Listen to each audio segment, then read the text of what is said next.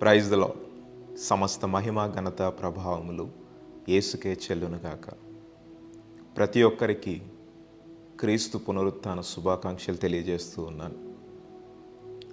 యేసుక్రీస్తు ప్రభువారు మనము పాపములో ఉన్నామని ఆయన సిలువ మీద తన ప్రాణమును త్యాగం చేసి మూడవ నాడు తిరిగి లేచాడు. అసలు పునరుత్థానం అంటే ఏంటి? ప్రతి సంవత్సరము కూడా ఈస్టర్ పండుగను జరుపుకుంటూ ఉంటాం. గుడ్ ఫ్రైడేని జరుపుకుంటూ ఉంటాం. గుడ్ ఫ్రైడే రోజున యేసు ప్రభువారు మన కోసం ఎందుకు తన ప్రాణాన్ని అర్పించారో తను చెప్పిన 7 మాటలను ధ్యానిస్తూ ఉంటాం, స్మరణకు తెచ్చుకుంటూ ఉంటాం. అలాగే మూడవ నాడు అంటే శుక్రవారం తర్వాత వచ్చే సండే ఈస్టర్గా మనం జరుపుకుంటూ ఉంటాం. మీలో ఎంతమందికి పునరుత్థానం అంటే ఏమిటి అనే విషయం ఎంతమందికి తెలుసు? అసలు పునరుత్థానం అంటే దానికి అర్థం తిరిగి లేవడం. యేసు ప్రభువారు మూడవ నాడు తిరిగి లేచారు అనడానికి ఎన్నో ఆధారాలు ఉన్నాయి. అందుకు కాబట్టే మనము ఈ పునరుత్థాన దినాన్ని జరుపుకుంటూ ఉన్నాం. క్రీస్తు ప్రభువారు ఎందుకు పునరుత్థానం అయ్యారు, ఎందుకు మూడవ నాడు తిరిగి లేచాడు అనే విషయాన్ని మనం ఇప్పుడు తెలుసుకుందాం. పునరుత్థానం వలన మనకు కలిగే ఆ యొక్క ప్రయోజనం, ఎందుకంటే యేసుక్రీస్తు ప్రభువారు ఏమి చేసినా కూడా దాని వెనక గొప్ప ఆశీర్వాదం, అలాగే సమస్త మానవాళికి ఆశీర్వాదం దాగి ఉంటుంది. చూడండి, క్రీస్తు ప్రభువారు మన కోసం ఈ లోకానికి వచ్చి ఎన్నో శ్రమలు అనుభవించారు, ఎన్నో దెబ్బలు తిన్నారు. చూడండి, ఆ దెబ్బల వెనుక ఆయన గాయముల ద్వారా మనం స్వస్థపరచబడుతున్నాం. చూడండి, ఆయన రక్తం కార్చారు. ఆ రక్తము ద్వారా మన పాపములు క్షమించబడి ఉన్నాయి. ఆయన మన కోసం తన ప్రాణాన్ని త్యాగం చేశారు. ఆ ప్రాణ త్యాగము ద్వారా సాతాను తల చితగొట్టబడింది. అయితే మూడవ నాడు తిరిగి లేవడం, పునరుత్థానం జరగడం ద్వారా దీని వెనుక కూడా గొప్ప ఆశీర్వాదం దాగి ఉంది. చూడండి, పునరుత్థానం అనేది తిరిగి లేవడం అనే అర్థాన్ని వస్తుందని మనం తెలుసుకున్నాం కదా. యేసుక్రీస్తు ప్రభువారు ఎందుకు పునరుత్థానం అయ్యారు, ఎందుకు మూడవ నాడు తిరిగి లేచారు? చూడండి, యేసుక్రీస్తు ప్రభువారు భూమి మీదకి రాకుండా ఉండుంటే మనము రేపు మరణిస్తాం లేదా ఎల్లుండి మరణిస్తాం, రేపు ఏమి తినాలి, ఏమి త్రాగాలి, ఇవే ఆలోచనలు. మానవ జీవితం పాపములోనే ఉండి ఉండేది. ఎందుకంటే మానవుడు చనిపోయే ముందు అనుభవించాలి, ఈ లోకాశలను అనుభవించాలి అన్న ఆలోచనలోనే ఉంటాడు. సాతాను ఆ విధంగానే తీసుకెళ్తూ ఉంటుంది. కానీ ఎప్పుడైతే ఆకాశము నుండి నరులను చూచి వీరు పాపములోనే ఉన్నారు, వీళ్ళకి పాప క్షమాపణ కలిగించాలి, పాపములోనే పడి ఉన్న మనలను రక్షించడం కోసం దేవుడు తన మహిమను పరలోకంలో విడిచి తన కుమారుని మన కోసం పంపించారు. కుమారుడై ఉన్న దేవుడు నిజముగా ఆలోచించండి, మన కోసం, మనల్ని రక్షించడం కోసం భూమి మీదకి రావాలంటారా? ఈరోజు ఆయన మన కొరకు వచ్చాడు. ఆయన వచ్చాడు కాబట్టే మనము సజీవంగా ఉన్నాం. ఆయన వచ్చి మన పాపములను క్షమించి పాప క్షమాపణ మనకు దయచేసి ఆయన మరణించి సాతాను తలను చితకగొట్టినట్లుగా మనం చూస్తాం. ఎప్పుడైతే ప్రభువారు భూమి మీదకి వచ్చారో మనకి మరణము తర్వాత కూడా నిత్యజీవం ఉందని ప్రభువారు అనేక మార్లు చెప్పారు. ఈరోజు పునరుత్థానం దేనికి సాదృశ్యము అనంటే, మరణించిన తరువాత మనము నిత్య జీవంలోనికి అడుగు పెడతాము, మరణించిన తరువాత మనకు ఒక జీవితం ఉంది అనే దానికి సాదృశ్యంగా ఉంది.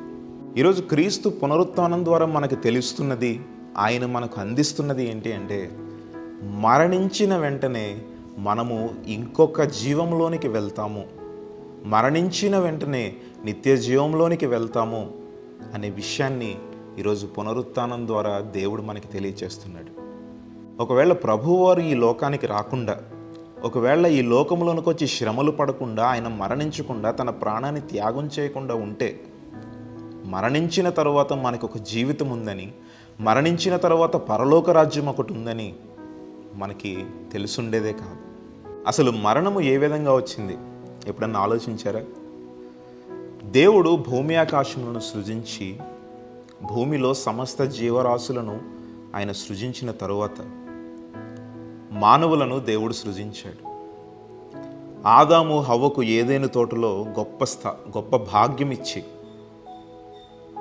జీవ మరణ వృక్షములు కూడా ఆ ఫలాలను అక్కడ సృష్టించి వారికి కొదువు లేకుండా ఆ తోటలో వారిని పెట్టాడు దేవుడు.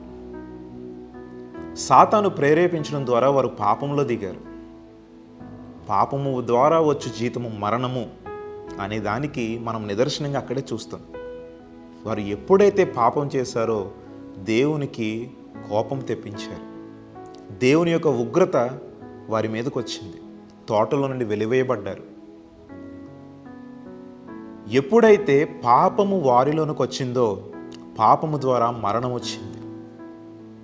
ఈరోజు మరణపు ముళ్ళును విరగొట్టింది ప్రభువైన యేసయ్య అనే విషయాన్ని మర్చిపోవద్దు. ఓ మరణమా నీ ముళ్ళెక్కడా, ఓ మరణమా నీ విజయం ఎక్కడా అనే నెరవేర్పును దేవుడు దయచేశాడు మనకు.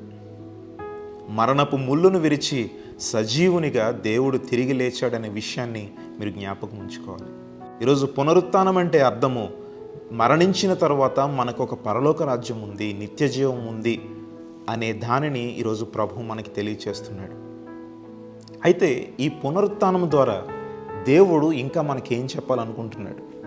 ఈ పునరుత్థానం ద్వారా ఇంకా మనం ఏం నేర్చుకోవాలి అని అంటే నేను ఒక 2 విషయాలు మేము ముందుంచాలని అనుకుంటున్నాను. పునరుత్థానం మనకి ధైర్యాన్ని ఇస్తుంది. పునరుత్థానం మనకి బలాన్ని ఇస్తుంది. ఏ విధంగా అంటే చెప్తాను చూడండి. ప్రభువారిని సిలువ వేయటానికి బంధించినప్పుడు పేతురు అక్కడే ఉన్నట్లుగా మనం చూస్తాం. ప్రభువును బందిపోట్లు తీసుకుని వెళ్తున్నాక అక్కడ జరుగుతున్న పరిస్థితులను బట్టి పేతురును కొంతమంది నువ్వు యేసు శిష్యుడివా అని అడిగినప్పుడు పేతురు భయపడ్డాడు. నేను యేసు శిష్యుడిని చెప్తే నాకు కూడా శిక్ష వేస్తారేమో, నన్ను కూడా బంధిస్తారేమో అని భయపడ్డాడు.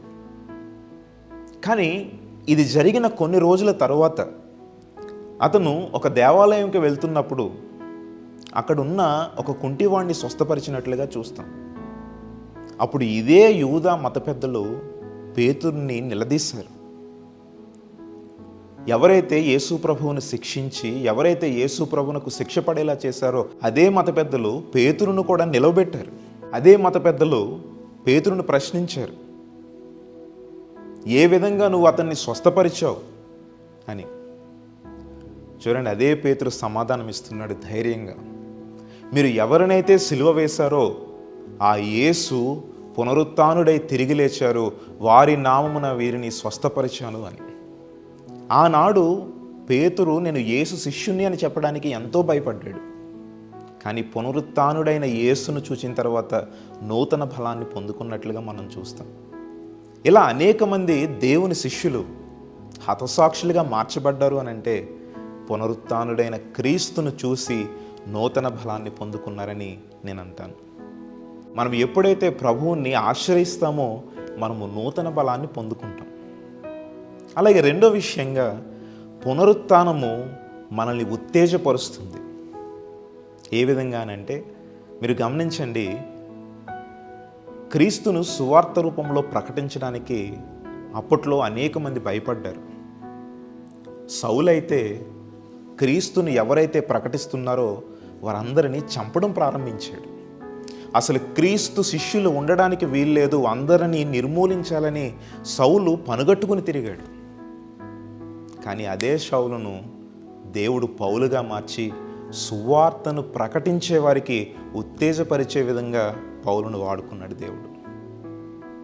మీరు గమనించండి, క్రీస్తు పునరుత్థానంలో ఉన్న శక్తి మనం చెప్పుకుంటూ పోతే చాలా ఉంటాయి. కానీ నేను మీకు 2 మాత్రమే చెప్పాను, ఇంకా చాలా అనేకమైనవి ఉంటాయి. ఈరోజు క్రీస్తు పునరుత్థాన శక్తిని మీరు కూడా పొందుకోవాలని నేను ఆశపడుతున్నాను. పునరుత్థానం అనేది మరణము తరువాత మనకి ఇంకొక జీవం ఉంది. మరణము తరువాత మనం ఇక్కడ ఈ లోకంలో కన్ను మూస్తే పరలోక రాజ్యంలో నిత్య రాజ్యంలో కన్ను తెరుస్తాము అనే విషయాన్ని ఈరోజు ప్రభు మనకి తెలియజేస్తున్నాడు. అందుకే చూడండి, స్టెఫను ఈ లోకంలో క్రీస్తుని ప్రకటించడంలో బహుబలంగా వాడబడ్డాడు. రాళ్ళు రువ్వి చంపుతున్నప్పుడు స్టెఫను నేను ఇక్కడ కన్ను మూస్తే పరలోక రాజ్యంలో నేను కన్ను తెరుస్తాను అనే విశ్వాసాన్ని కలిగి ఉన్నాడు. ఎందుకనంటే పునరుత్థానుడైన యేసును అతను నమ్మి జీవించాడు కాబట్టి.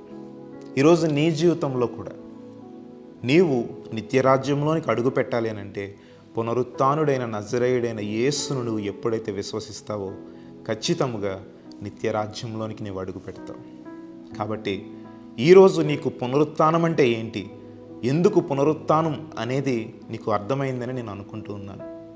కాబట్టి నజరేయుడైన యేసును, పునరుత్థానుడైన యేసు యందు నమ్మిక ఉంచి ఈరోజు నువ్వు విశ్వసించి ఈరోజు నీవు సిలువ వైపు, ఆయన వైపు చూడగలిగితే, నమ్మకం ఉంచగలిగితే, విశ్వాసం ఉంచగలిగితే గొప్ప ఆశీర్వాదాన్ని మేలును ఆయన అందిస్తాడు.